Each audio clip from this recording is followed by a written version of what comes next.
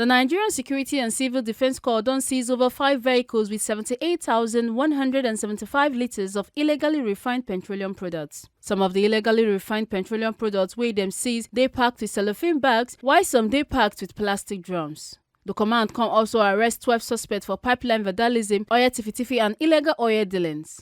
The state commandant of the service, Basi Igwebueze, for in talk with Tori people contact say in fight with all these oil tiffy jankoriko people no dey negotiable, and say make criminals remove hand and body from this act or them go face the wrath of the law, and come also warn in men make them not join body with these oil tiffy jankoriko people.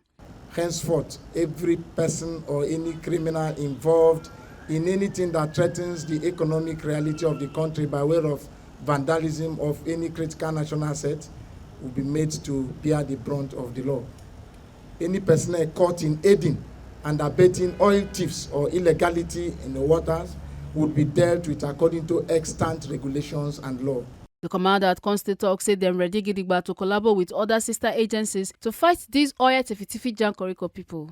The Commandant General of Nigerian Security and Civil Defense Corps, Dr. Abubakar Ahmed Daudi, UFR, MNI, has informed me and has directed me to prosecute the mandate of the Corps. I do not have any target, save the following targets I want to mention. It is his burden, duty, and desire that the residents of Rivers State enjoy their sleep with their 2 eyes closed.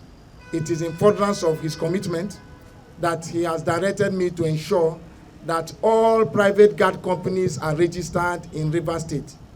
Impliedly, any unregistered private guard company in Rivers State stands to be closed. It is his desire that I align with other sister agencies to make sure that the fundamental objectives and directive principles of state policy with regards to security are on the forefront and meaningfully prosecuted. From Rivers State, A. Carter Ojisole, TMC TV News.